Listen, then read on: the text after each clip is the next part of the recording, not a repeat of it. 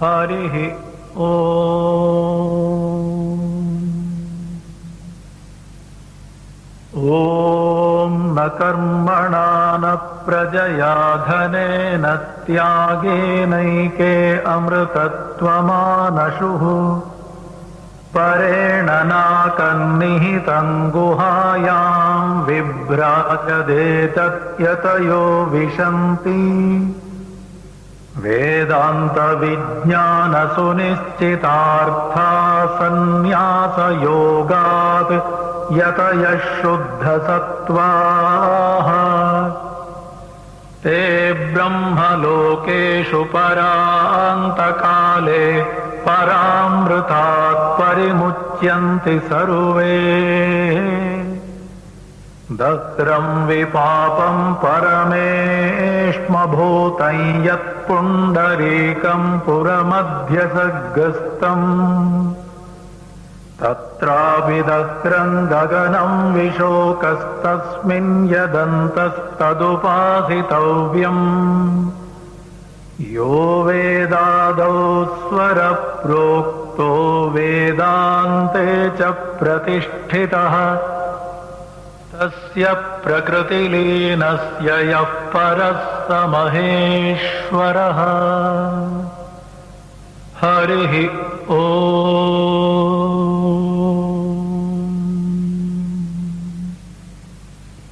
ಶ್ರೀ ವಿಷ್ಣು ವಿಶ್ವಾದಿಮೂಲಮಾಯಾಲೋಲ ದೇವ ಸರ್ವೇಶ ಪರಬೊಮ್ಮನೆಂದು ಜನಂ ಆವುದನು ಕಾಣದೊಡಮಳ್ತಿಯಿಂ ನಂಬಿಹುದೋ ಆ ವಿಚಿತ್ರಕ್ಕೆ ನಮಿಸೋ ಮಂಕುತಿಮ್ಮ. ಜೀವ ಜಡ ರೂಪ ಪ್ರಪಂಚವನದಾವುದೋ ಆವರಿಸಿಕೊಂಡು ಮೊಳನೆರೆನುಮಿಹುದಂತೆ ಭಾವಕೊಳಪಡದಂತೆ ಅಳತೆಗಳವಡದಂತೆ ಆ ವಿಶೇಷಕ್ಕೆ ಮಣಿಯೋ ಮಂಕುತಿಮ್ಮ. ಇಹುದೋ ಇಲ್ಲವೋ ತಿಳಿಯಗೊಡದೊಂದು ವಸ್ತು ನಿಜ ಮಹಿಮೆಯಿಂ ಜಗವಾಗಿ ಜೀವವೇಷದಲ್ಲಿ ವಿಹರಿಪುದದೊಳ್ಳಿತೆಂಬುದು ನಿಸದವಾದೊಡ ಗಹನ ತತ್ವಕ್ಕೆ ಶರಣು ಮಂಕುತಿಮ್ಮ ಮಂಕುತಿಮ್ಮ.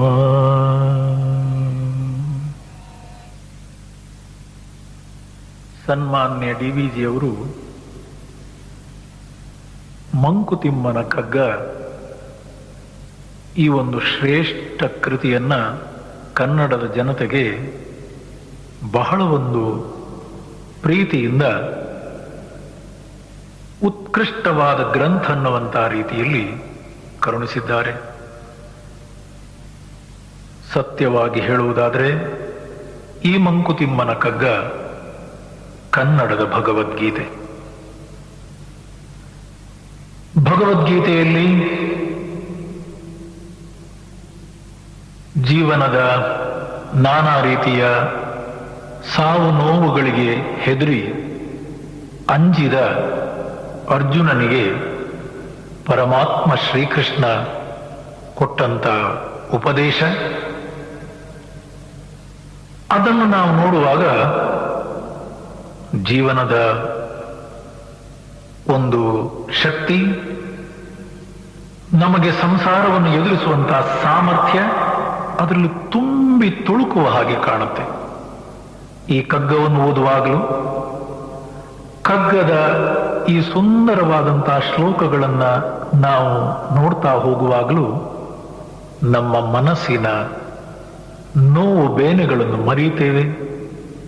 ಮನಸ್ಸು ಚಿತ್ತ ಪ್ರಸಾದವನ್ನು ಪಡೆಯುತ್ತದೆ, ಶಾಂತಿ ಆನಂದವನ್ನು ಹೊಂದುತ್ತೆ. ಎಷ್ಟು ಸತ್ಯ. ಡಿ.ವಿ.ಜಿಯವರು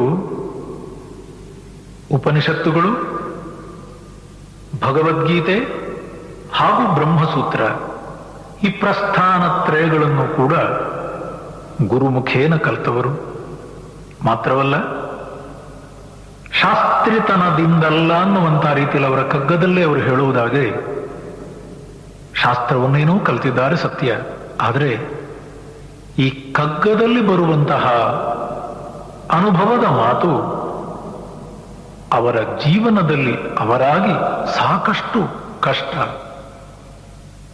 ನಷ್ಟ, ನೋವು, ಬೇನೆ ಎಲ್ಲವನ್ನು ಅನುಭವಿಸಿ ಜೀವನದ ಎಲ್ಲಾ ರೀತಿಯ ತಾಪತ್ರಯಗಳಲ್ಲಿ ತಾವಾಗಿ ನೊಂದು ಬೆಂದು ಮಿಂದು ಪಕ್ವವಾದವರು. ಆದ್ರಿಂದ ಜೀವನದ ರಸಪಾಕ ಈ ಕಗ್ಗದಲ್ಲಿ ಎದ್ದು ಕಾಣುತ್ತೆ. ತಮ್ಮ ಜೀವನದಲ್ಲವರು ಹೊರ ಪ್ರಪಂಚದ ಎಲ್ಲಾ ರೀತಿಯ ವಿಷಮಗಳನ್ನು ಎದುರಿಸುವಾಗಲೂ ಯಾವ ಒಂದು ಜ್ಞಾನ ಅವರಿಗೆ ಶಾಂತಿ ನೆಮ್ಮದಿಯನ್ನು ಕೊಟ್ಟಿತ್ತೋ ಅದನ್ನ ತಮ್ಮ ಸ್ವಾನುಭವವನ್ನ ಇಲ್ಲಿ ಬರೆದಿದ್ದಾರೆ. ವಿಷದ ಮಾತೊಂದು ಜೀವನ ಧರ್ಮ ದರ್ಶನವನು ಉಸುರಿಕೊಳೆ ತನ್ನ ಮನಸ್ಸಿಗೆ ತಾನೆ ಬಗೆದು ನಿಸದವನ್ ಗ್ರಂಥಾನುಭವಗಳಿಂದ ಆರಿಸುತ್ತ ಹೊಸೆದ ನೀ ಕಗ್ಗವನು ಮಂಕುತಿಮ್ಮ. ಕಗ್ಗದಲ್ಲೇ ಅವರು ಹೇಳುವ ಹಾಗೆ ಗ್ರಂಥದ ಸಾಕಷ್ಟು ರೀತಿಯ ಅಧ್ಯಯನ ಅವರು ಮಾಡಿದ್ದುಂಟು. ಆದರೆ ಅದಕ್ಕಿಂತ ಹೆಚ್ಚು ಅವರ ಅನುಭವದ ರಸಪಾಕ ಈ ಕಗ್ಗ. ಈ ಕಗ್ಗವನ್ನು ಬರೆಯುವಾಗ ಅವರಲ್ಲಿ ಯಾವುದೇ ರೀತಿಯ ಅಹಂಕಾರ ಇರಲಿಲ್ಲ. ಹೇಳುವ ರೀತಿ ನೋಡಿ, ಕವಿಯಲ್ಲ ವಿಜ್ಞಾನಿಯಲ್ಲ ಬರಿತಾರಾಡಿ ಅವನರಿವಿಗೆ ಎಟಕುವವಲು ಒಂದಾತ್ಮನಯವ ಹವಣಿಸಿದನಿದನು ಪಾಮರ ಜನದ ಮಾತಿನಲ್ಲಿ ಕವನ ನೆನಪಿಗೆ ಸುಲಭ ಮಂಕುತಿಮ್ಮ. ಈ ಕಗ್ಗವನ್ನು ಹಾಡುವ ಹಾಗೆ ಪದ್ಯ ರೂಪದಲ್ಲಿ ತಾನು ಯಾಕೆ ಬರೆದದ್ದು ಅಂತ ಅಂತಾರೆ. ಕವನ ನೆನಪಿಗೆ ಸುಲಭ. ನಮಗೆ ಜೀವನದಲ್ಲಿ ನಿತ್ಯ ಪಾರಾಯಣ ಗ್ರಂಥ ಮಂಕುತಿಮ್ಮನ ಕಗ್ಗ. ಮನಸ್ಸಿಗೆ ಆದಷ್ಟು ಬೇಗ ಸ್ಮರಣೆಯಲ್ಲಿ ಉಳಿಯಲಿ, ಅದು ನೆನಪಿಗೆ ಬರುವಂತಾಗಲಿ ಅನ್ನುವಂತಹ ರೀತಿಯಲ್ಲಿ ಕವನದ ರೀತಿಯಲ್ಲಿ ಪದ್ಯ ರೂಪದಲ್ಲಿ ಬರೆದಿದ್ದಾರೆ. ಕವನ ನೆನಪಿಗೆ ಸುಲಭ. ಈ ಕಗ್ಗದ ಏನೊಂದು ಜ್ಞಾನ ಸುಧೆ ಇದೆ ಅದನ್ನು ಒಂದೊಂದಾಗಿ ನೋಡುವ. ಆರಂಭದಲ್ಲಿ ತಮ್ಮ ಮನಸ್ಸಿಗೆ ಬಂದಂತಹ ಸಂಶಯಗಳನ್ನು ಅವರು ಕೇಳಿದ್ದುಂಟು. ಆ ಸಂಶಯಗಳು ಅವರ ಸಂಶಯಗಳು ಮಾತ್ರ ಅಲ್ಲ, ಮಾನವನ ಮನಸ್ಸಿಗೆ ಬರುವಂತಹ ಸಂಶಯಗಳು, ನಿಮ್ಮ ಮನಸ್ಸಲ್ಲಿ ಎದ್ದು ಕಾಣುವಂತಹ ಸಂಶಯಗಳು. ಏನು ಜೀವನದರ್ಥ, ಏನು ಪ್ರಪಂಚಾರ್ಥ, ಏನು ಜೀವ ಪ್ರಪಂಚಗಳ ಸಂಬಂಧ, ಕಾಣದಿಲ್ಲಿಪ್ಪುದೇ ನಾನು ಮುಂಟೆ ಅದೇನೋ ಜ್ಞಾನ ಪ್ರಮಾಣವೇ ಮಂಕುತಿಮ್ಮ. ಹೊರ ಪ್ರಪಂಚವನ್ನು ತಿಳಿಯುವುದಕ್ಕೆ ನಮಗೆ ಪರಮಾತ್ಮ ಕೊಟ್ಟಿರುವುದು ಇಂದ್ರಿಯಗಳನ್ನು. ಇಂದಂತಿ ಜಾನಂತಿ ಇತಿ ಇಂದ್ರಿಯಾಣಿ. ಕಣ್ಣಿನ ಮೂಲಕ ನೋಡ್ತೇವೆ, ಕಿವಿಯ ಮೂಲಕ ಕೇಳ್ತೇವೆ. ಈ ರೀತಿ ಹೊರ ಜಗತ್ತನ್ನು ನಾವು ತಿಳಿಯುತ್ತೇವೆ. ಆದರೆ ಹೊರ ಜಗತ್ತನ್ನು ತಿಳಿಯುವುದಕ್ಕಾಗಿ ಮಾತ್ರ ನಮ್ಮ ಜನ್ಮವಲ್ಲ. ಆ ಕಣ್ಣಿಗೆ ಕಾಣುವ ಪ್ರಪಂಚ ಏನಿದೆ ಅದು ಇಂದ್ರಿಯ ಗೋಚರ. ಆದರೆ ಇಂದ್ರಿಯಗಳ ಹಿಂದೆ, ಮನಸ್ಸು ಬುದ್ಧಿಯ ಹಿಂದೆ ಕಾಣದೆ ಇಲ್ಲಿ ಇರ್ಪುದೇ ನಾನು ಉಂಟೆ ಅದೇನೋ. ನನ್ನ ಇಂದ್ರಿಯಗಳಿಗೆ ಕಾಣದೇ ಇರುವುದನ್ನು ತಿಳಿಯುವುದಕ್ಕೆ ಯಾವುದು ಸ್ವಾಮಿ ಪ್ರಮಾಣ? ಪ್ರಮಾಣ ಅಂತಂದ್ರೆ ಪ್ರಮಾಕರಣಂ, ಪ್ರಮಾ ಜ್ಞಾನಂ. ನಮಗೆ ಜ್ಞಾನ ಸಾಧನೆ ಅನ್ನುವಂಥವು ಇಂದ್ರಿಯಗಳು ಪ್ರಪಂಚವನ್ನು ತಿಳಿಯುವುದಕ್ಕೆ. ಆದರೆ ಪ್ರಪಂಚಕ್ಕೆ ಕಾರಣವಾಗಿರುವ, ನನ್ನ ಅಸ್ತಿತ್ವಕ್ಕೆ ಕಾರಣವಾಗಿರುವ ಯಾವ ಒಂದು ಪರಮಾತ್ಮ ತತ್ವ ಇದೆಯೋ ಅದನ್ನು ತಿಳಿಯುವುದಕ್ಕೆ ಪ್ರಮಾಣ ಜ್ಞಾನ ಪ್ರಮಾಣವೇಂ ಶಾಸ್ತ್ರಮೇವ ಶರಣಂ. ಹೇಳುವ ರೀತಿ ನೋಡಿ, ನಾವು ಶಾಸ್ತ್ರಕ್ಕೆ ತಲೆ ಬಾಗಲೇಬೇಕು ಅಂದ್ರೆ ಮಾತ್ರ ಆ ಉಪನಿಷತ್ತುಗಳು, ಗುರು ಶಿಷ್ಯರ ಸಂವಾದ ರೂಪದಲ್ಲಿ ಬಂದಿರುವಂತಹ ಗ್ರಂಥಗಳು ಅವು ನಮಗೆ ತಿಳಿಸ್ತವೆ. ಏನು ಪ್ರಪಂಚವಿದು, ಏನು ಧಾಳಾಧಾಳಿ, ಏನದ್ಭುತಾಪಾರ ಶಕ್ತಿ ನಿರ್ಘಾತ, ಮಾನವನ ಗುರಿಯೇನು, ಬೆಲೆಯೇನು, ಮುಗಿವೇನು, ಏನರ್ಥವಿದಕ್ಕೆಲ್ಲ ಮಂಕುತಿಮ್ಮ ಮಂಕುತಿಮ್ಮ. ಜೀವನ ಅರ್ಥ, ಪರಮ ಪುರುಷಾರ್ಥ, ನಾನು ಮಾನುಷ ರೂಪದಲ್ಲಿ ಬಂದಿರುವುದಕ್ಕೆ ನಿಜವಾದ ಕಾರಣ, ಮಾನುಷನಾಗಿ ಬಂದ ಮೇಲೆ ನಾನು ಜೀವನದಲ್ಲಿ ಗಳಿಸಬೇಕಾದಂತಹ ನಿಜವಾದ ಧ್ಯೇಯ, ಇದನ್ನು ತಿಳಿಸುವುದು ಗ್ರಂಥಗಳು, ಮಹಾತ್ಮರು. ಸತ್ಸಂಗೇ ಸತ್ಸಂಗತ್ವೇ ನಿಸ್ಸಂಗತ್ವಂ ಜೀವನ್ಮುಕ್ತಿ. ಆದ್ರಿಂದ ನಮ್ಮ ಮನಸ್ಸಿನ ಎಲ್ಲಾ ಪ್ರಶ್ನೆಗಳಿಗೆ ಉತ್ತರ ಶಾಸ್ತ್ರಮೇವ. ಇಲ್ಲದಿದ್ರೆ ಒಂದೇ ಗಗನವ ಕಾಣುತ್ತ, ಒಂದೇ ನೆಲವನು ತುಳಿಯುತ್ತ, ಒಂದೇ ಧಾನ್ಯವನುಣ್ಣುತ್ತ, ಒಂದೇ ನೀರು ಕುಡಿದು, ಒಂದೇ ಗಾಳಿಯನುಸಿರುವ ನರಜಾತಿಯೊಳಗಿಂತು ಬಂದುದೀ ವೈಷಮ್ಯ ಮಂಕುತಿಮ್ಮ ಮಂಕುತಿಮ್ಮ. ತುಳಿಯುವ ನೆಲ ಒಂದೇ, ಕುಡಿಯುವ ನೀರೊಂದೇ, ಉಸಿರಾಡುವ ಗಾಳಿ ಒಂದೇ, ನಿಂತಿರುವಂತ ಆಕಾಶವು ಒಂದೇ. ಆದರೆ ಒಂದೇ ತಾಯಿಯ ಮಕ್ಕಳನ್ನುವಂಥವರು ಮನೆಯಲ್ಲಿ ಒಬ್ಬೊಬ್ಬ ಒಂದೊಂದು ರೀತಿ. ಯಾತಕ್ಕೆ ಹೀಗೆ? ಅದು ಮಾತ್ರ ಅಲ್ಲ, ಒಬ್ಬೊಬ್ಬ ಒಂದೊಂದು ರೀತಿ ಯಾತಕ್ಕನ್ನುವಂತಹ ಪ್ರಶ್ನೆ ಒಂದಾದ್ರೆ, ನನ್ನ ಮನಸ್ಸನ್ನುವಂಥದ್ದೇ ಒಂದೊಂದು ಸಲ ಒಂದೊಂದು ರೀತಿ. ಬೆಳಿಗ್ಗೆ ಒಂದು ತರ ಇದ್ರೆ ಇನ್ನೊಂದು 2 ಗಂಟೆಯಲ್ಲಿ ಅದರ ತರನೇ ಬೇರೆ, ಮಧ್ಯಾಹ್ನದ ಸ್ಥಿತಿಯಲ್ಲಿ ನನ್ನ ಮನಸ್ಸಿನ ಸ್ಥಿತಿಯೇ ಬೇರೆ, ಸಂಜೆ ಆ ಮನಸ್ಸು ಯಾಕಪ್ಪ ಪ್ರಪಂಚವೇ ಸಾಕನ್ನುವಂತಹ ರೀತಿಯಲ್ಲಿ ಸುಸ್ತಾಗುತ್ತೆ. ಅದೇ ಮನಸ್ಸು ಮತ್ತೆ ಬೆಳಿಗ್ಗೆ ಎದ್ದ ಕೂಡಲೇ ಬೆದಕಾಟ ಬದುಕೆಲ್ಲ, ಕ್ಷಣ ಕ್ಷಣವೂ ಹೊಸ ಹಸಿವು, ಅದಕ್ಕಾಗಿ ಇದಕ್ಕಾಗಿ ಮತ್ತೊಂದಕ್ಕಾಗಿ, ಅಧಿಕಾರ ಸಿರಿ ಸೊಗಸು ಕೀರ್ತಿಗಳ ನೆನೆದು ಮನ ಕುದಿಯುತಿಹುದಾವಗಂ ಮಂಕುತಿಮ್ಮ. ಹೊಟ್ಟೆಯಲ್ಲಿ ಹಸಿವು, ಮನದಲ್ಲಿ ಮಮತೆ, ಈ ಎರಡು ಗುಟ್ಟು ಕೀಲುಗಳಿಹವು ಸೃಷ್ಟಿ ಯಂತ್ರದಲ್ಲಿ. ಕಟ್ಟಿಪುವು ಕೋಟೆಗಳ, ಕೀಳಿಪುವು ತಾರೆಗಳ, ಸೊಟ್ಟಾಗಿಪುವು ನಿನ್ನ ಮಂಕುತಿಮ್ಮ ಮಂಕುತಿಮ್ಮ ಮಂಕುತಿಮ್ಮ.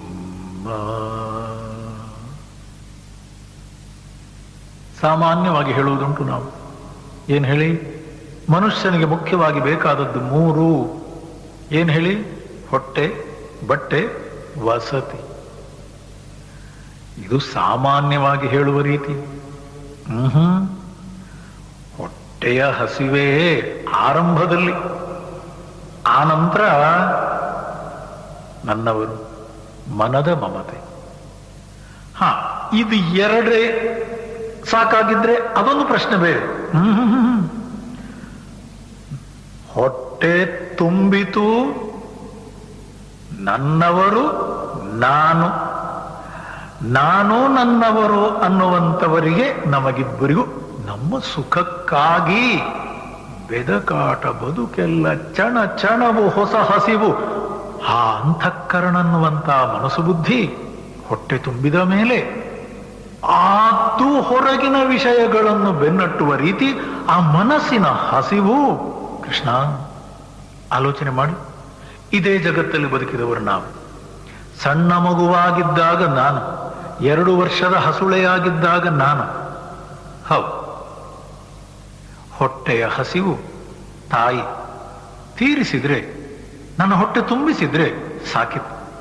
ಆನಂದವಾಗಿ ಮಲಗಿದ್ದೆ, ಸಂತೋಷವಾಗಿದ್ದೆ. ಹೆಣ್ಣು, ಹೊನ್ನು, ಮಣ್ಣು, ಐಶ್ವರ್ಯ, ಸಂಪತ್ತು, ಅಧಿಕಾರ, ಸಿರಿ, ಸೊಗಸು ಇಲ್ಲ. ಯಾವುದಕ್ಕೂ ಮನಸ್ಸು ಹೋಗ್ತಿರ್ಲಿಲ್ಲ. ಯಾತಕ್ಕೆ? ಆವಾಗ ಹೊಟ್ಟೆಯ ಹಸಿವು ಮಾತ್ರ ಇದ್ದಿದ್ದು.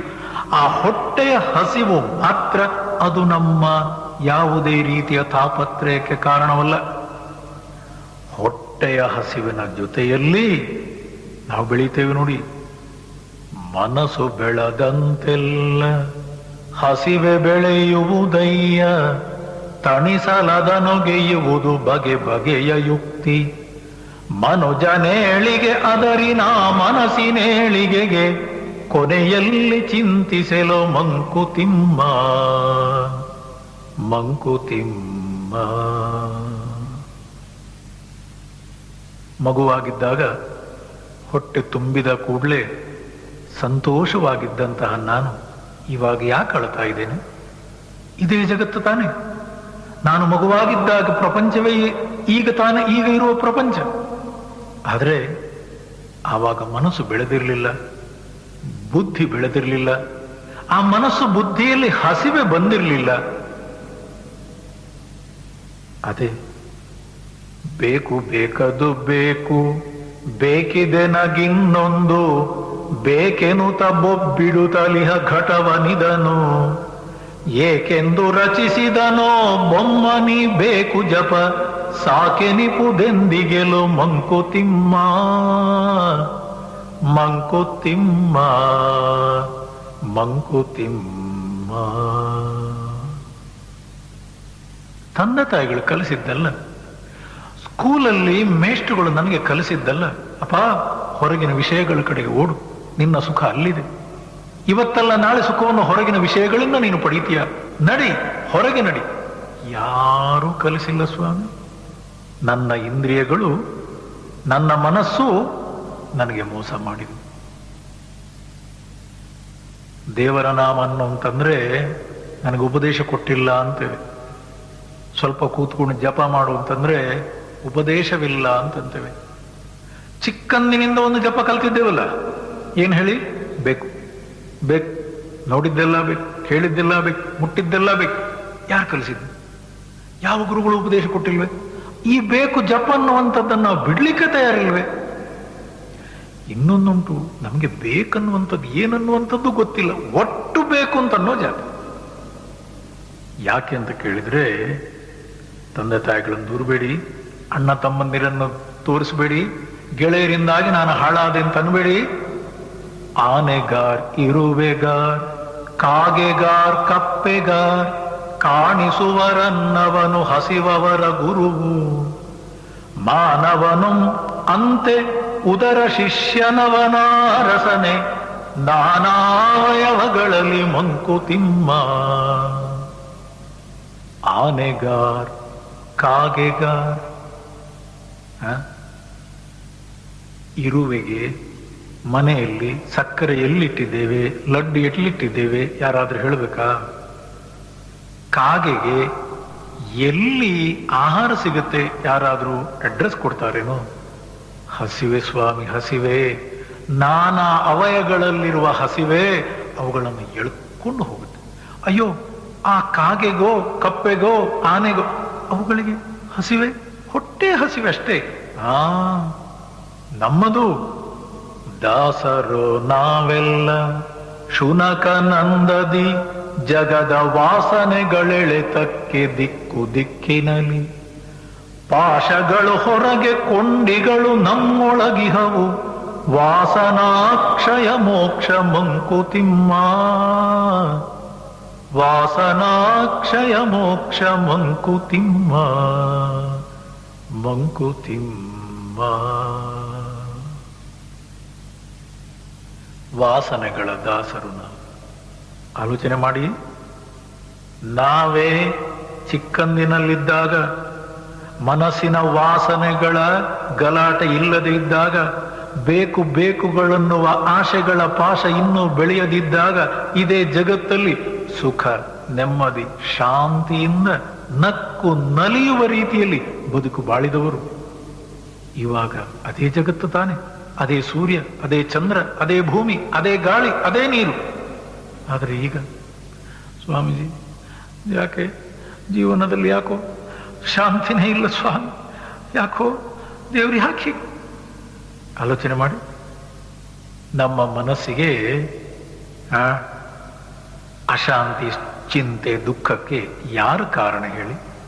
ಪಾಶಗಳು ಹೊರಗೆ ಕಣ್ಣಿಗೆ ಕಾಣುವ ಶಬ್ದ, ಸ್ಪರ್ಶ, ರೂಪ, ರಸಗಂಧಾದಿ ವಿಷಯಗಳು, ಕೊಂಡಿಗಳು ನಮ್ಮೊಳಗೆ.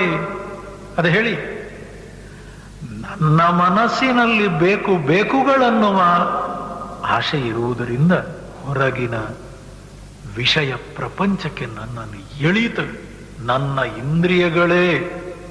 ಆದ್ದರಿಂದ ನಾವು ದಾಸರೋ ನಾವೆಲ್ಲ ಶುನಕನಂದದಿ ನಾಯ. ಅದನ್ನು ಎಷ್ಟು ಸುಂದರವಾಗಿ ಹೇಳ್ತಾರೆ. ನಮ್ಮ ಮನಸ್ಸು ಶ್ವಾನ ತಿಪ್ಪೆಯ ಮೇಲೆ ಮಲಗಿರಲು ಪೂರ್ವಿಕ ಜ್ಞಾನ ಪಶ್ಚಾತ್ತಾಪ ಬಹು ಚಿಂತೆಯಂತೆ ಏನೋ ವಾಸನೆ ಬೀಸಲದು ಹಾರಿ ಧುಮುಕುವುದು ಮಾನವನ ಮನಸ್ಸಂತು ಮಂಕುತಿಮ್ಮ ಮಂಕುತಿಮ್ಮ.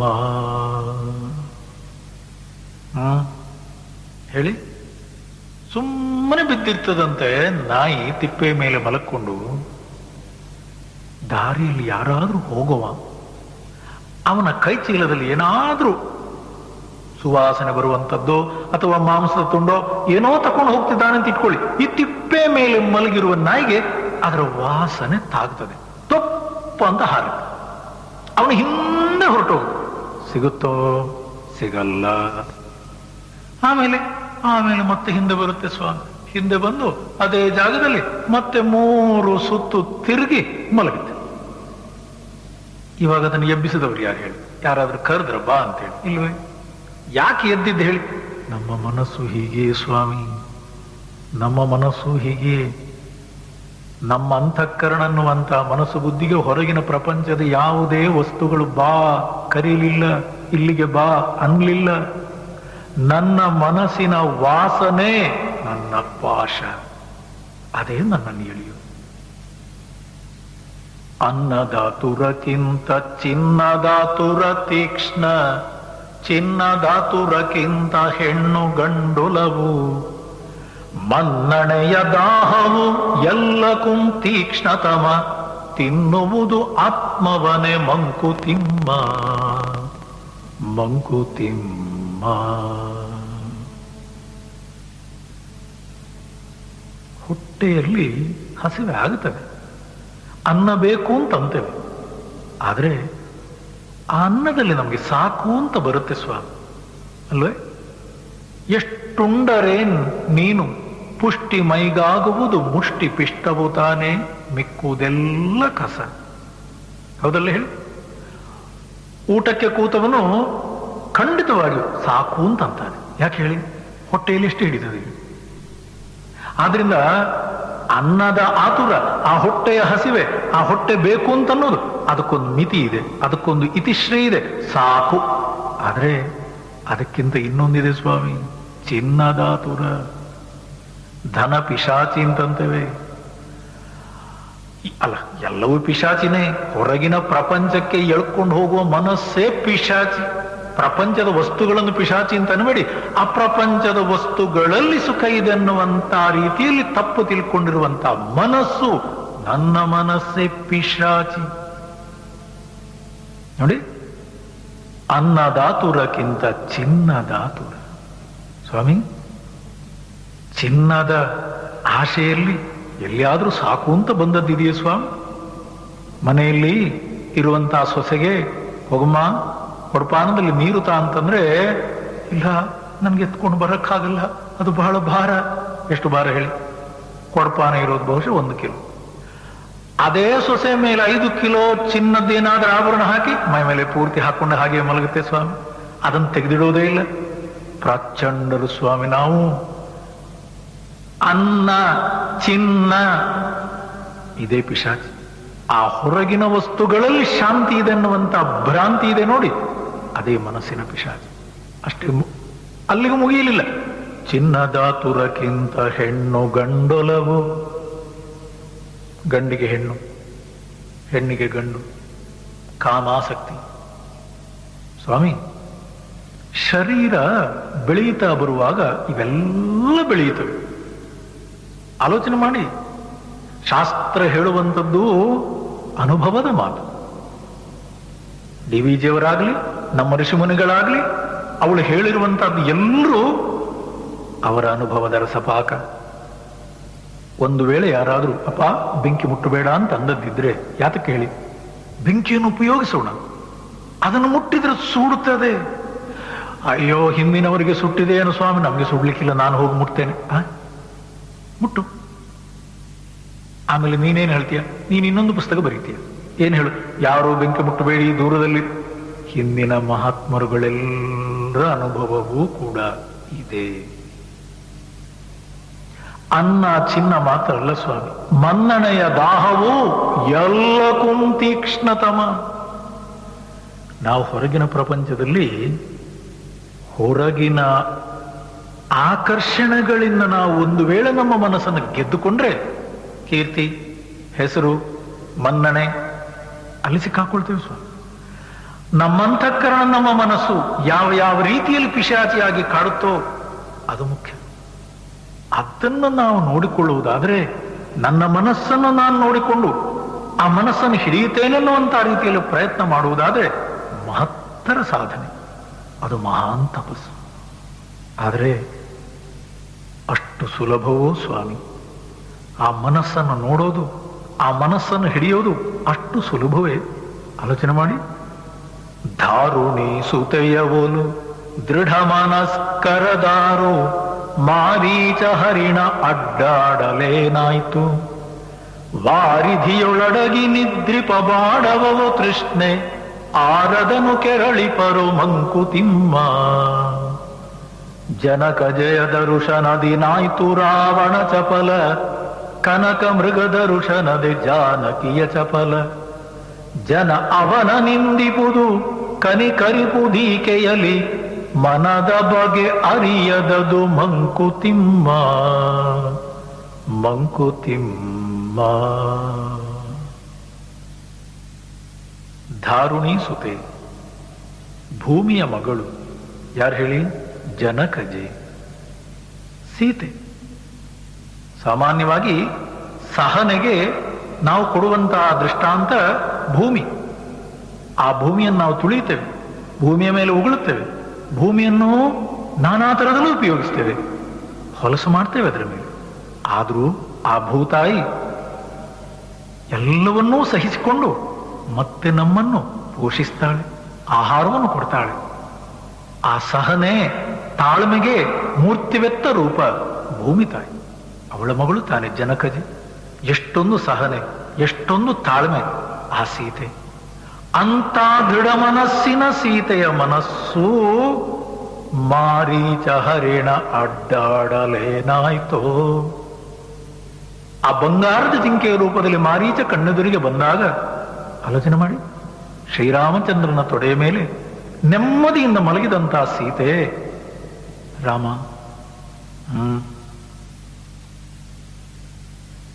ನನಗೆ ಅದು ಬೇಕು.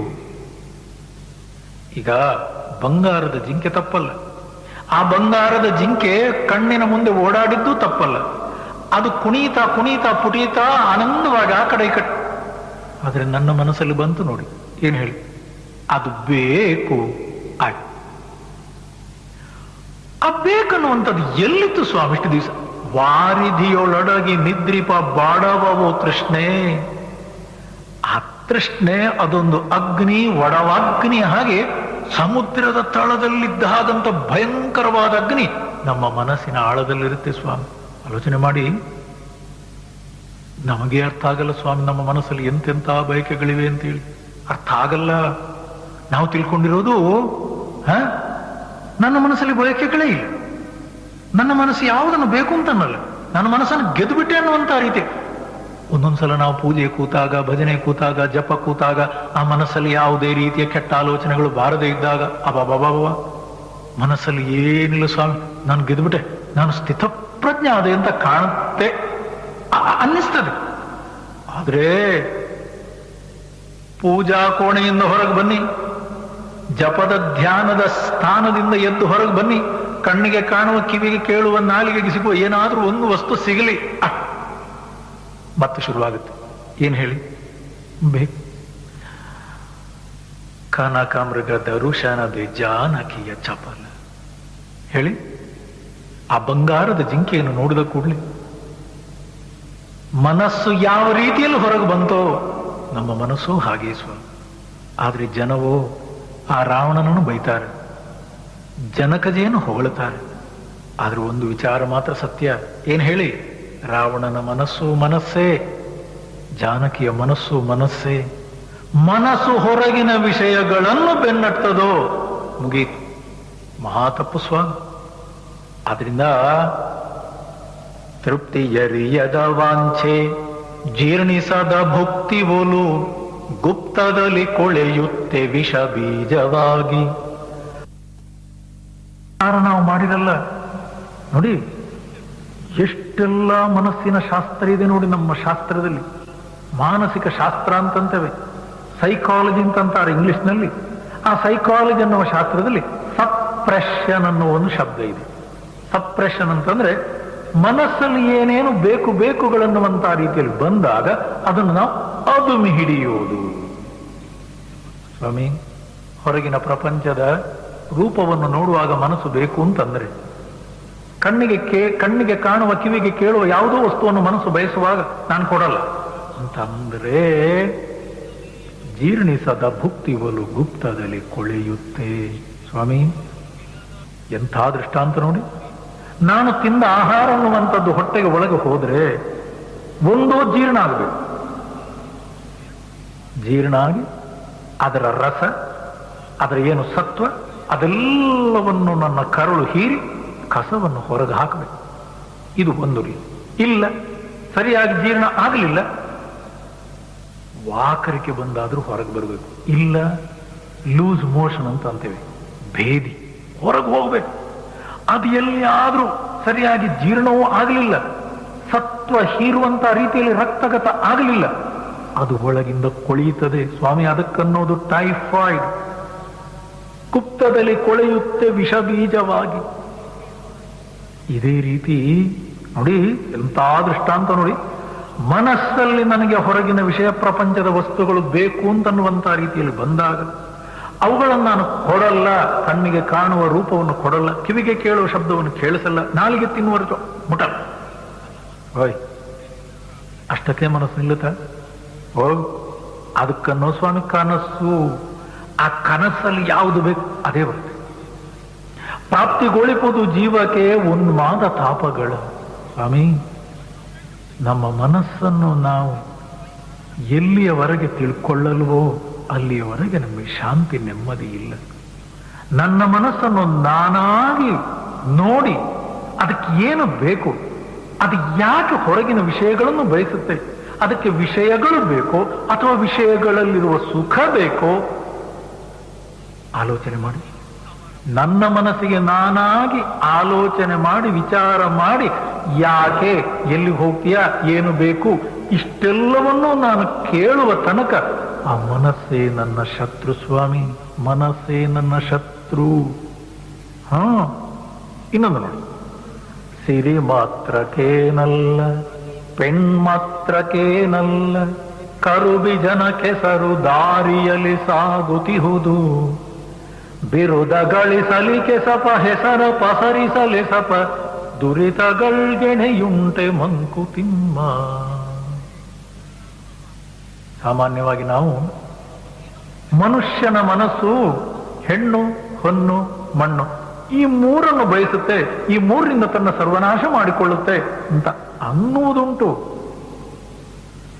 ಮನಸ್ಸಿನ ನಾನಾ ತರದ ಆಟಗಳನ್ನೆಲ್ಲ ನೋಡಿದವರು, ಮನಸ್ಸಿನ ನಾನಾ ತರದ ಮುಖಗಳನ್ನೆಲ್ಲವನ್ನೂ ನೋಡಿಕೊಂಡವರು ಹೇಳುವ ಮಾತು ನೋಡಿ, ಅನುಭವದ ಮಾತು ನೋಡಿ, ಸಿರಿ ಮಾತ್ರಕ್ಕೇನಲ್ಲ ಸ್ವಾಮಿ.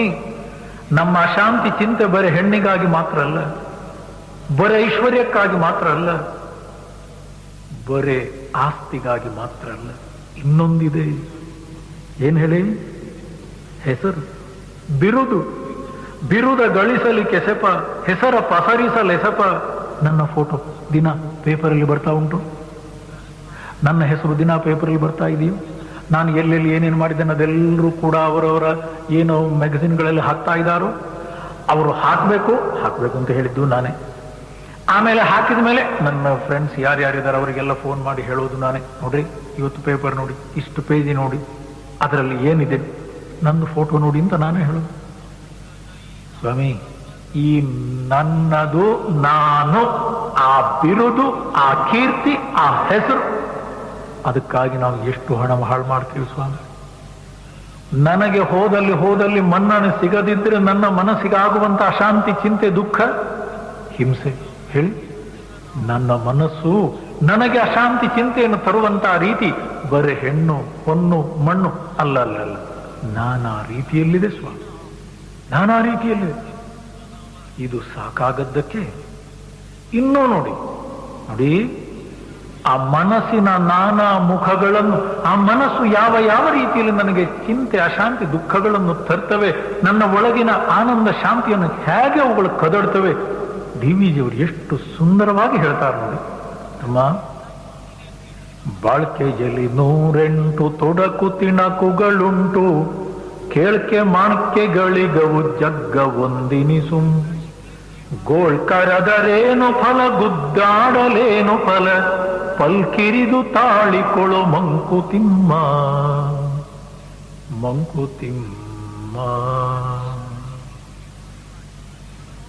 ಎಚ್ಚರ ಕೊಡ್ತಾರೆ ನೋಡಿ.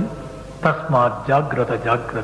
ತಮ್ಮ, ಬಾಳಿನಲ್ಲಿ ಆ ಮನಸ್ಸು ಒಬ್ಬೊಬ್ಬನಿಗೆ ಒಂದೊಂದು ರೀತಿಯಾಗಿ ಶತ್ರುವಾಗಿ ನಿಲ್ಲುತ್ತೆ. ರಾವಣನಿಗೆ ಹೆಣ್ಣಿರ್ಬಹುದು, ದುರ್ಯೋಧನನಿಗೆ ಮಣ್ಣಿರ್ಬಹುದು. ನಮ್ಮ ಮನಸ್ಸು ಯಾವ ದಾರಿಯಲ್ಲಿ ನಮಗೆ, ಯಾವ ರೀತಿಯಲ್ಲಿ ನಮಗೆ ಶತ್ರುವಾಗಿ ನಿಂತಿದೆ ಸ್ವಾಮಿ, ನಾವಾಗಿ ನೋಡ್ಕೊಳ್ಬೇಕು. ಬಾಳ್ಕೆಯಲ್ಲಿ 108 ತೊಡಕು ತಿಣಕುಗಳುಂಟು, ಕೇಣಿಕೆ ಮಾಣಿಕೆಗಳಿಗೆ ಜಗ್ಗದು. ಆ ಮನಸ್ಸು ಕೇಳಲ್ಲ. ಗೋಳ್ಕರದರೇನು ಫಲ. ಸ್ವಾಮೀಜಿ, ನನ್ಗೆ ಯಾಕೆ ಈ ರೀತಿ, ದೇವ್ರು ಯಾಕೆ ಹೀಗೆ ಮಾಡ್ತಾನೆ, ನನಗೆ ಶಾಂತಿ ಅಲ್ಲ. ತಮ್ಮ, 2 ವರ್ಷದ ಮಗುವಾಗಿದ್ದಾಗಿದೆ, ಜಗತ್ತಲ್ಲಿ ಆನಂದವಾಗಿದ್ದಿಲ್ಲಪ್ಪ, ಅದು ಸರಿ ಸ್ವಾಮಿ. ಇವಾಗ ಯಾಕೋ ಮನೆಯಲ್ಲಿ ಶಾಂತಿನೇ ಇಲ್ಲ, ಮನೆ ಬಿಟ್ಟು ಎಲ್ಲರೂ ಹೋಗೋಣ ಅಂತಿದೆ. ಮನೆಯ ತೊರೆದೊಡಲೆ ವನಗುಹೆಯ ಸಾರಲೆ, ತನುವನುಗ್ರವ್ರತಗಳಿಂದೆ ದಂಡಿಸಲೆ, ಬಿನದಗಳ ನರಸಿ ನೀನ್ ಊರೂರೊಳು ಅಲೆದೊಡೆ, ಮನವ ತೊರೆದಿರಲಹುದೆ ಮಂಕುತಿಮ್ಮ. ಮನವ ತೊರೆದಿರಲಹುದೆ ಮಂಕುತಿಮ್ಮ.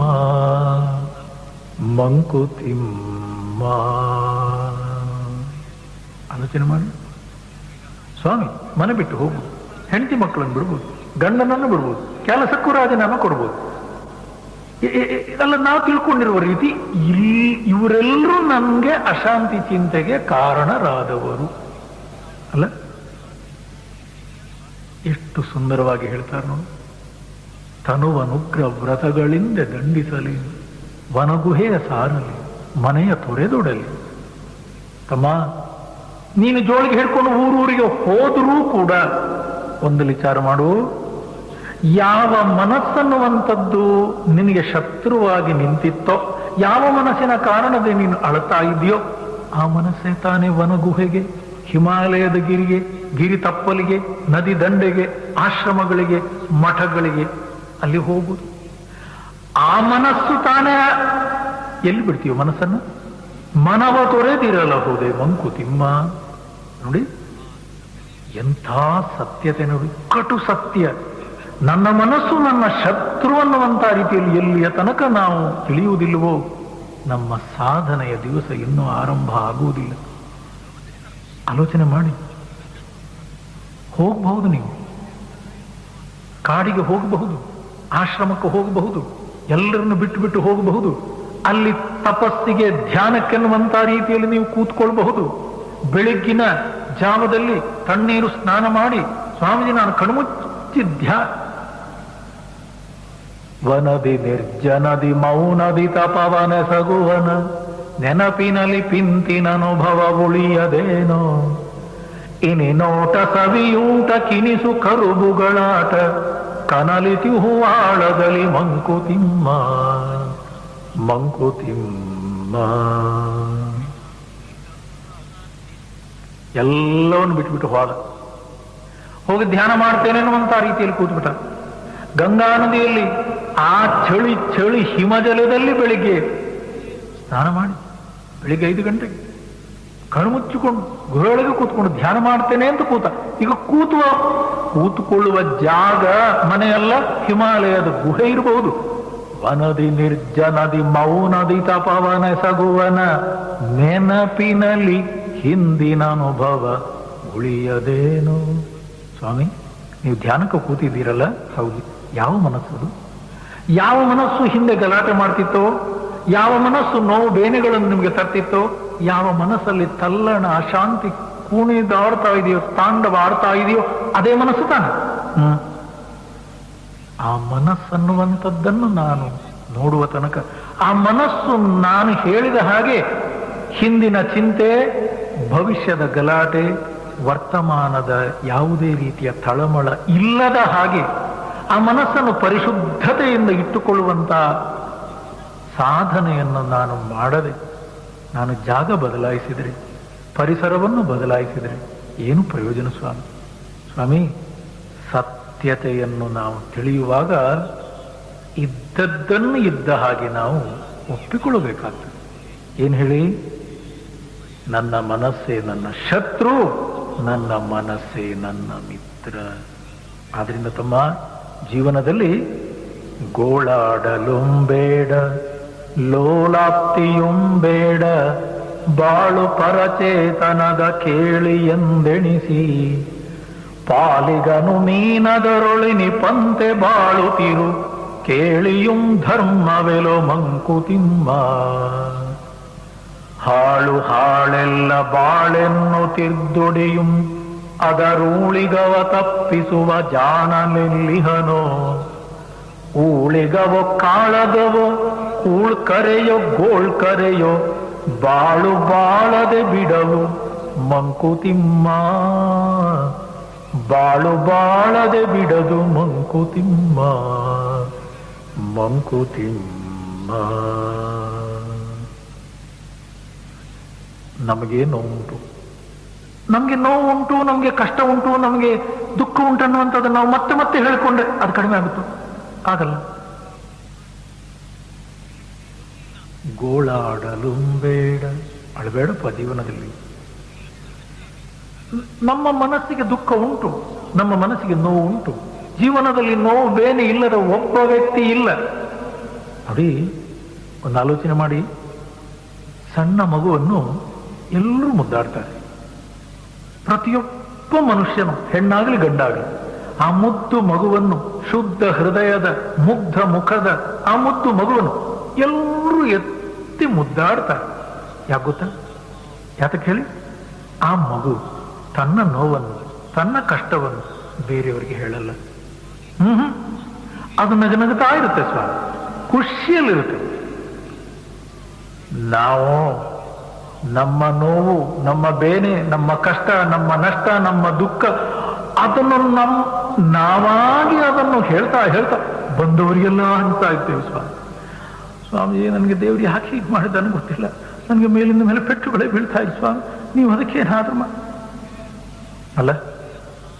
ನಮ್ಮ ನೋವು ಬೇನೆಗಳನ್ನು ನಾವಾಗಿ ಸಹಿಸಿ, ನಮ್ಮ ಜೀವನವನ್ನ ಯಾವ ರೀತಿಯಲ್ಲೂ ನಾವು ತೆಗಳದೆ, ಪರಮಾತ್ಮನನ್ನು ಬೈಯದೆ, ನಮ್ಮ ಹಿರಿಯರನ್ನು, ನಮ್ಮ ಬಂಧು ಬಳಗವನ್ನು ಯಾವ ರೀತಿಯಲ್ಲೂ ನಾವು ಗೋಳು ಹೊಡೆಯದೆ, ಆ ಮನಸ್ಸಿನ ಸಾಧನೆಗೆ ನಾವು ಇಳಿಯುತ್ತೇವೋ ಅಂದ್ರೆ ನಾವು ಸಾಧಕರು.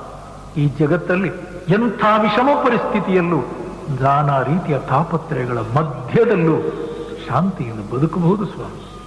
ನೋಡಿ ತಮ್ಮ, ವ್ಯರ್ಥವಿ ಜೀವನದ ಬಡಿದಾಟವೆನ್ನದಿರು, ಅರ್ಥಬಹುದದು ನಿನಗೆ ಪೂರ್ಣದ ಋಷನದಿ, ನರ್ತಿಪನು ಜಡ ಜೀವ ರೂಪಂಗಳಲ್ಲಿ ಬೊಮ್ಮ, ಪೂರ್ತಿ ಇದನರಿಯ ಸೊಗ ಮಂಕುತಿಮ್ಮ. ಜೀವನ ವ್ಯರ್ಥ ಅಂತ ಅನ್ಬೇಡ.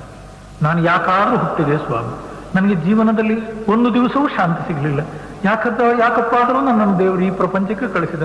ಸ್ವಾಮೀಜಿ, ನಾನು ಸಾಯೋದೇ ಒಳ್ಳೇದು ಅನ್ಬೇಡ, ವ್ಯರ್ಥ ಅಂತ ಅನ್ಬೇಡ. ನೋಡಪ್ಪ, ಪರಮೇಶ್ವರ ಈ ಶರೀರವನ್ನು ಕೊಟ್ಟು ಹೊರಗಿನ ಪ್ರಪಂಚಕ್ಕೆ ನಿನ್ನನ್ನು ಕಳುಹಿಸಿರುವುದು ತಿಳಿದುಕೊಳ್ಳುವುದಕ್ಕಾಗಿ, ಜ್ಞಾನ ಪ್ರಾಪ್ತಿಗಾಗಿ. ಅದನ್ನು ಹೇಳುವ ರೀತಿ ನೋಡು. ಅರ್ಥಬಹುದದು ನಿನಗೆ ಪೂರ್ಣ ದರುಶನದಿ. ಪೂರ್ಣ ಜ್ಞಾನವನ್ನು ಪಡಿ, ಪೂರ್ಣ ದರ್ಶನವನ್ನು ಪಡಿ. ಏನು ಪೂರ್ಣ ಜ್ಞಾನ ಹೇಳಿ?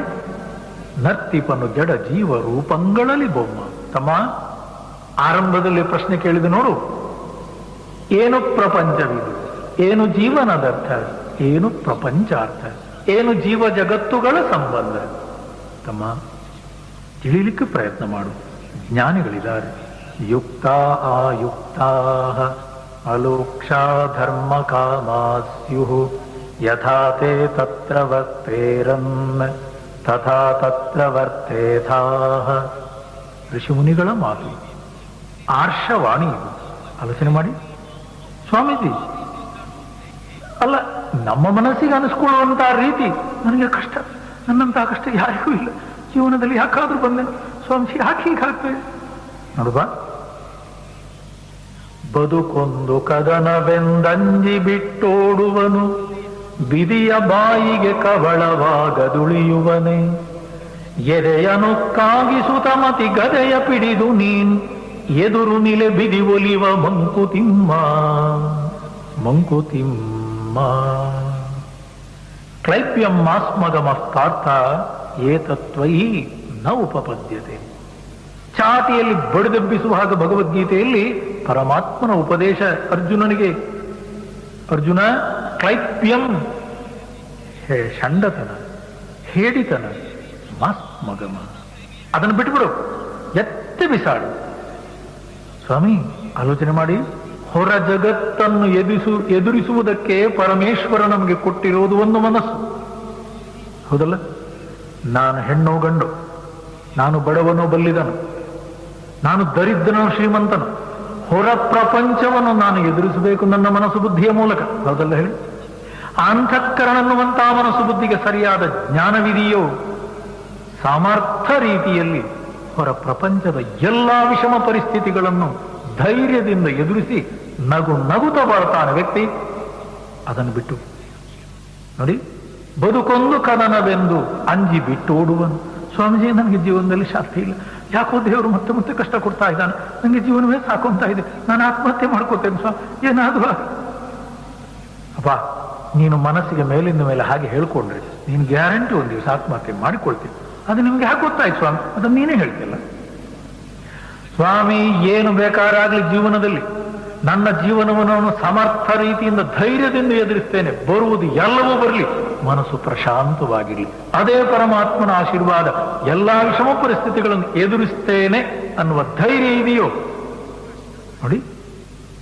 ಎದೆಯನ್ನು ಉಕ್ಕಾಗಿಸುತ್ತ ಮತಿ ಗದೆಯ ಪಿಡಿದು ಅಂತಃಕರಣ ಅನ್ನುವಂಥ ಬುದ್ಧಿಗೆ ಸರಿಯಾದ ಜ್ಞಾನವನ್ನು ಕೊಟ್ಟು ನೀನು ಎದುರು ನಿಲೆ ಬಿದಿ ಒಲಿವ. ಹೊರ ಜಗತ್ತನ್ನುವಂಥದ್ರಲ್ಲಿ ಎಲ್ರಿಗೂ ಕಷ್ಟ ಇತ್ತು ಸ್ವಾಮಿ. ರಾಮನಿಗೂ ಇತ್ತು, ಕೃಷ್ಣನಿಗಿತ್ತು, ವಿಕ್ರಮಾದಿತ್ಯನಿಗಿತ್ತು, ನಳ ಚಕ್ರವರ್ತಿಗೂ ಇತ್ತು. ಕಷ್ಟ ಇಲ್ಲದವರು ಯಾರು ಸ್ವಾಮಿ? ಒಬ್ಬ ವ್ಯಕ್ತಿಯ ಹೆಸರು ಹೇಳಿ. ಎಲ್ಲೋ ಹೋಗ್ತೇನೆ, ಇರುವ ಜಾಗವನ್ನು ಬದಲಾಯಿಸ್ತೇನೆ, ನನ್ನ ಹತ್ತಿರ ಇರುವವರನ್ನು ಬಿಟ್ಟು ಬೇರೆಲ್ಲಾದ್ರೂ ಹೋಗ್ಬಿಡ್ತೇನೆ. ತಮ್ಮ, ಮನಸ್ಸನ್ನುವಂಥದ್ದೇ ನಿಜವಾದ ಶತ್ರು. ಆ ಮನಸ್ಸು ಬುದ್ಧಿಗೆ ಸರಿಯಾದ ಜ್ಞಾನವನ್ನು ಕೊಡುವುದೇ ಸಾಧನೆ. ಆ ರೀತಿಯ ಸಾಧನೆಗೆ ನಾನು ಯಾವಾಗ ಆರಂಭಿಸ್ತೇನೋ ಅದೇ ಮನಸ್ಸು ಬುದ್ಧಿ ಹೊರ ಪ್ರಪಂಚವನ್ನು ಸಮರ್ಥ ರೀತಿಯಿಂದ ಎದುರಿಸುತ್ತೆ. ಎಲ್ಲ ವಿಷಮ ಪರಿಸ್ಥಿತಿಗಳಲ್ಲೂ ನೆಮ್ಮದಿಯಿಂದ ಶಾಂತಿಯಿಂದ ಬದುಕುವುದನ್ನು ಕಲಿಯುತ್ತೆ. ಇಷ್ಟು ಸತ್ಯ. ಆದ್ರಿಂದ ತಮ್ಮ, ಇಷ್ಟು ತಿಳ್ಕೋ. ಮನೆಯೇ ಮಠವೆಂದು ತಿಳಿ, ಬಂಧು ಬಳಗವೇ ಗುರುವು, ಅನವರತ ಪರಿಚರಿಯೇ ಅವರೊರೆವ ಪಾಠ. ನಿನಗುಳಿದ ಜಗವ ಮುಟ್ಟಿಪ ಸೇತು ಸಂಸಾರ, ಮನಕ್ಕೆ ಪುಟ ಸಂಸ್ಕಾರ ಮಂಕುತಿಮ್ಮ. ಆ ಮನಸ್ಸನ್ನು ತಿದ್ದುವುದಕ್ಕೆ ಹೆಸರು ಸ್ವಾಮಿ ಸಂಸ್ಕಾರ. ಸಂಸ್ಕಾರ ಅಂತಂದ್ರೆ ತೊಳೆಯೋದು. ಏನನ್ನು ತೊಳೆಯೋದು? ಅಂತಃಕರಣ ಅನ್ನುವಂತಹ ಮನಸ್ಸು ಬುದ್ಧಿಯನ್ನು ತೊಳೆಯುವುದಂದ್ರೆ ಹುಳಿ ಹಾಕಿ ವಿಭೂತಿಯಲ್ಲಿ ತಿಕ್ಕಿ ಅದಕ್ಕೇನೋ ನಾವು ಪಾತ್ರೆ ಬೆಳಗಿದ ಹಾಗೆ ಅಲ್ಲಲ್ಲಲ್ಲಲ್ಲ.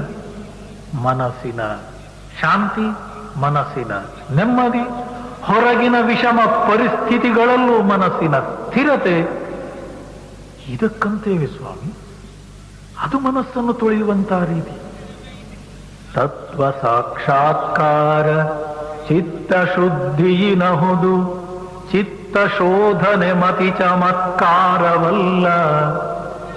ನೋಡಿ, ಅಂತಃಕರಣದ ಶುದ್ಧಿ, ಚಿತ್ತ ಶುದ್ಧಿ, ಅದಕ್ಕೆ ಅನ್ನೋದು ಸ್ವಾಮಿ ಮನಸ್ಸನ್ನು ತೊಳೆಯುವುದು. ಆ ಮನಸ್ಸನ್ನು ತೊಳೆಯೋದು ಅನ್ನುವಂತಹ ಶಬ್ದಕ್ಕರ್ಥ ಅದೇನು ಮ್ಯಾಜಿಕ್ ಅಲ್ಲ. ಕಣ್ಣು ಮುಚ್ಚಿ ತೆರೆಯುವುದರೊಳಗೆ ನನ್ನ ಮನಸ್ಸನ್ನುವಂಥದ್ದು ಶುದ್ಧವಾಗಬೇಕು. ಯಾರಿಗೂ ಆಗಲಿಲ್ಲ ಸ್ವಾಮಿ. ರಾತ್ರಿ ಮಲಗಿ ಏಳುವುದರೊಳಗೆ ನನ್ನ ಅಂತಃಕರಣ ಶುದ್ಧವಾಗಬೇಕು, ಮನಸ್ಸು ಪ್ರಶಾಂತತೆಯನ್ನು ಪಡೆಯಬೇಕು. ಆಶೆ ಏನೋ ಇದೆ, ಎಲ್ರಿಗೂ ಆಶೆ ಇದೆ. ಯಾರಾದ್ರೂ ಮುಟ್ಟಬೇಕು ನನ್ನ ತಲೆಯನ್ನು. ನನ್ನನ್ನು ಯಾರಾದ್ರೂ ಸ್ವಾಮಿಗಳು ಮಹಾತ್ಮರು ಮುಟ್ಟಿದ್ರೆ ಸಾಕು, ನನಗೆ ಶಾಂತಿ ನೆಮ್ಮದಿ ಸಿಗಬೇಕು. ನಮ್ಮ ಸ್ವಾಮೀಜಿಗೂ ಯಾರು ಅಂದಿದ್ರು, ಸತ್ಸಂಗಕ್ಕೆ ಬರುವಂಥವರು ಯಾರೋ ಒಬ್ರು ಸ್ವಾಮೀಜಿ ಹತ್ರ ಬಂದು ಅವರು ಕೂಡ ಹಾಗೆ ಕೇಳ್ಕೊಂಡ್ರು, ಸ್ವಾಮೀಜಿ ನಿಮ್ಮ ಎರಡೂ ಕೈಯನ್ನ ನನ್ನ ತಲೆ ಮೇಲೆ ಇಡಿ ಸ್ವಾಮೀಜಿ. ಗುರುದೇವಂದ್ರು, ಯಾಕಪ್ಪ ನಿನ್ನ ತಲೆ ಮೇಲೆ ನಾನು ಕೈ ಇಟ್ಟು ನನಗೇನು ಸಿಗ್ತದೆ, ನಿನಗೇನು ಸಿಗ್ತದೆ? ಅಲ್ಲ ಸ್ವಾಮಿ, ನನಗೆ ಶಾಂತಿ ಬೇಕು. ಓಹೋ, ಈ ಎರಡು ಅಂಗೈಗಳಲ್ಲಿ ಶಾಂತಿ ಇದೆ ಅಂತ ನೀನು ತಿಳ್ಕೊಂಡಿದ್ದು? ಅಲ್ಲ, ಈ ಎರಡು ಅಂಗೈಗಳಲ್ಲಿ ಒಂದು ವೇಳೆ ಶಾಂತಿ ಇರುವುದಾದ್ರೆ ಅದು ಎರಡನ್ನು ನನ್ನ ತಲೆ ಮೇಲೆ ನಾನು ಮೊದಲು ಇಟ್ಕೊಳ್ತೇನೆ ಅಂತಂದ್ರು. ಯಾಕೆ? ನನಗೂ ಶಾಂತಿ ಬೇಕಪ್ಪ. ತಮ್ಮ, ಯಾರಾದ್ರೂ ಮುಟ್ಟುವುದರಿಂದ, ಯಾರಾದ್ರೂ ತಲೆ ಮೇಲೆ ಕೈ ಇಡುವುದರಿಂದ, ಎಲ್ಲೋ ಹೋಗಿ ನಾನು ತಿರುಗುವುದರಿಂದ, ನಮಸ್ಕಾರ ಮಾಡುವುದರಿಂದ ನನಗೆ ಶಾಂತಿ ಸಿಗುತ್ತೆ, ಎಲ್ಲೋ ಮುಳುಗಿ ಏಳುವುದರಿಂದ ನನಗೆ ನೆಮ್ಮದಿ ಸಿಗುತ್ತೆ ಅಂತ ಇರುವುದಾಗಿದ್ದಿದ್ರೆ ಕತೆ ಬೇರೆ ಇತ್ತು ಕಂಡ್ರು. ಅದಲ್ಲ ತಮ್ಮ, ಜೀವನದಲ್ಲಿ ಸತ್ಯತೆಯನ್ನು ತಿಳ್ಕೊಳ್ಳೋಣ ಸ್ವಾಮಿ. ಇದ್ದದನ್ನು ಇದ್ದ ಹಾಗೆ ಧೈರ್ಯದಲ್ಲಿ ಎದುರಿಸಲಿಕ್ಕೆ ಪ್ರಯತ್ನ ಮಾಡೋಣ. ಇದು ನಮ್ಮ ಶಾಸ್ತ್ರ. ನೋಡಪ್ಪ, ದ್ರಾಕ್ಷಿ ರಸವೇನಲ್ಲ ಜೀವನದ ತಿರುಳಾರ್ಗುಂ, ಇಕ್ಷು ದಂಡದ ಒಲದು ಕಷ್ಟ ಭೋಜನವೇ, ದಕ್ಷತೆಯ ನಿಡಿಯುವಂಗೊಂದೆರಡು ಗುಟುಕು ರಸ, ಮಾಕ್ಷಿಕರು ಮಿಕ್ಕೆಲ್ಲ ಮಂಕುತಿಮ್ಮ ಮಂಕುತಿಮ್ಮ. ಜೀವನದಲ್ಲಿ ಕಷ್ಟಗಳು ಬರಬಾರ್ದು, ನಮಗೆ ಸುಖ ಮಾತ್ರ ಅಲ್ಲ. ನಾವು ದೇವಸ್ಥಾನಕ್ಕೆ ಹೋಗಿ ಕೈ ಮುಗಿಯುವುದು ಅಷ್ಟೇ ತಾನೆ, ದೇವರೇ ನನಗೆ ಕಷ್ಟ ಕೊಡಬೇಡ, ಸುಖ ಮಾತ್ರ ನನಗೆ ಮಾತ್ರ ಅಲ್ಲ, ನನ್ನ ಹೆಂಡತಿ ಮಕ್ಕಳಿಗೂ ಅಷ್ಟೇ, ಚೆನ್ನಾಗಿ ನೋಡ್ಕೋಪ, ನನಗೆ ಸುಖ ಮಾತ್ರ. ಸ್ವಾಮಿ, ನಮಗೆ ಸುಖ ಕೊಡುವುದೂ ದೇವರಲ್ಲ, ನಮಗೆ ಕಷ್ಟ ಕೊಡುವುದೂ ದೇವರಲ್ಲ. ಜೀವನದಲ್ಲಿ ಹೇಳುವರಿಗೆ ನೋಡಿ, ನಾನಾ ರೀತಿಯಲ್ಲಿ ಪೆಟ್ಟುಗಳು ಬೀಳ್ತವೆ ಸ್ವಾಮಿ. ಜೀವನ ಅನ್ನುವಂಥದ್ದು ಸೀಡ್ಲೆಸ್ ದ್ರಾಕ್ಷಿ ತಿಂದ ಹಾಗಲ್ಲ. ನಮಗೆ ಹೇಗೆಂದ್ರೆ, ಬಾಯಿಗೆ ಹಾಕಿದ ಕೂಡಲೇ ಆ ದ್ರಾಕ್ಷಿಯಲ್ಲಿ, ಬಾಯಿಯಲ್ಲಿ ಹಲ್ಲುವ ಆ ದ್ರಾಕ್ಷಿಯನ್ನು ಜಗಿದ ಕೂಡಲೇ ನಮಗೆ ಸವಿ ಸಿಗಬೇಕು, ಸಿಹಿ ಸಿಗಬೇಕು. ಅದರಲ್ಲಿ ಬೀಜ ಕೂಡ ಇವ, ಅಷ್ಟು ಸುಲಭದಲ್ಲಿ ನಮಗೆ ಸವಿ ಸಿಗಬೇಕು. ಅದೇ ರೀತಿ ಅಂದ್ರೆ ಏನು, ಜೀವನದಲ್ಲಿ ನಮಗೆ ಕಷ್ಟ ಬರಲೇಬಾರದು, ಸುಖ ಮಾತ್ರ ಬರ್ತಾ ಇರ್ಬೇಕು. ಒಬ್ಬನನ್ನು ತೋರಿಸಿ, ಕಷ್ಟ ನಷ್ಟ ಪೆಟ್ಟು ತಿನ್ನದಂತಹ ಒಬ್ಬ ವ್ಯಕ್ತಿಯನ್ನು ತೋರಿಸಿ. ದ್ರಾಕ್ಷಿ ರಸವೇನಲ್ಲ ತಮ್ಮ ಜೀವನ, ಇಕ್ಷು ದಂಡದ ಒಲದು ಕಷ್ಟ ಭೋಜನವೇ. ಕಬ್ಬನ್ನು ನಾನು ಕೈಯಲ್ಲಿ ಹಿಡಿದು ಕಚ್ಚಿ ಅದರ ಸಿಪ್ಪೆಯನ್ನು ತೆಗೆದು ಅದನ್ನು ಹಲ್ಲಲ್ಲಿ ಜಗದು ಅವಾಗೇನು ರಸ ಸಿಗುತ್ತೆ ನೋಡಿ, ಅದು ನಿಜವಾದಂತಹ ಸವಿ. ಆ ಸವಿಯ ಸವೆಯು ಅದು ರಸಾಸ್ವಾದನೆ. ಅಂದ್ರೆ ಏನು ಹೇಳಿ, ಪೆಟ್ಟು ಬೀಳ್ಬೇಕು, ನಷ್ಟ ಆಗಬೇಕು, ಕಷ್ಟಗಳು ಬರಬೇಕು, ಅದು ದೇವರು ಕೊಡುವುದಲ್ಲ. ಜೀವನದಲ್ಲಿ ಬರುವಂತವು ಬರ್ತವೆ ನೋಡಿ. ಎಂಥ ದೃಷ್ಟಾಂತವನ್ನು ಕೊಡ್ತಾರೆ ನೋಡಿ. ರದನೋದಯ ಜ್ವರಕ್ಕೆ ಸಿಲುಕದಿಹ ಶಿಶುವಿರದು, ವಿಧಿಯೊದೆಗೆ ಸಿಕ್ಕದಿಹ ನರ ಜಂತುವಿರದು, ಒದೆ ಪೆಟ್ಟು ಮುಗಿದಂದು ರಾಹು ದಂಷ್ಟ್ರದೆ ಹೊರಟ ವಿಧು ಬಿಂಬವೋ ನೀನು ಮಂಕುತಿಮ್ಮ ಮಂಕುತಿಮ್ಮ.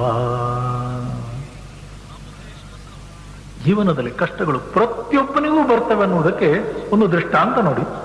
ಮಗುವಿಗೆ ಹಲ್ಲು ಬರುವಾಗ ಜ್ವರ ಬರುತ್ತಂತೆ. ಜ್ವರ ಬರಲೇಬೇಕು, ತಾಯಂದಿರಿಗೆ ಗೊತ್ತು. ಲೂಸ್ ಮೋಷನ್ ಶುರುವಾಗ್ತದೆ, ಮಗುವಿಗೆ ಭೇದಿ ಶುರುವಾಗ್ತದೆ, ಹಲ್ಲು ಬರುವಂತಹ ಸಮಯ.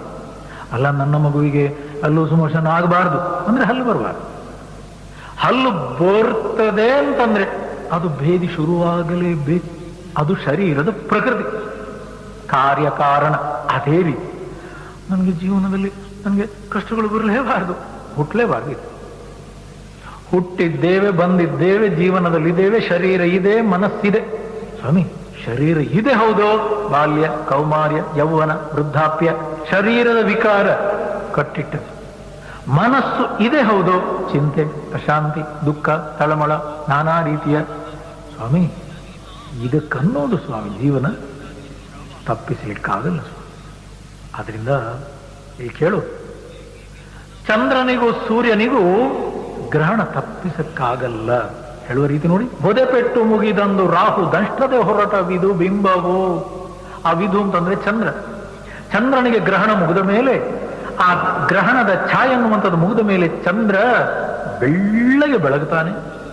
ಅದೇ ರೀತಿ ಕಷ್ಟವನ್ನು ಅನುಭವಿಸುವ, ನಷ್ಟವನ್ನು ಮೌನದಿಂದ ತಿನ್ನುವ ಆ ಮನಸ್ಸಿನ ಪ್ರಶಾಂತತೆ ಹಾಗೆ ಉಳಿಯಲಿ.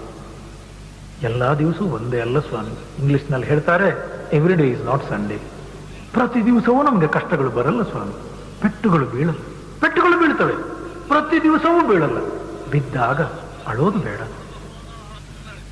ನಾನಾ ರೀತಿಯಲ್ಲಿ ಗೋಳಾಡುವುದು ಬೇಡ.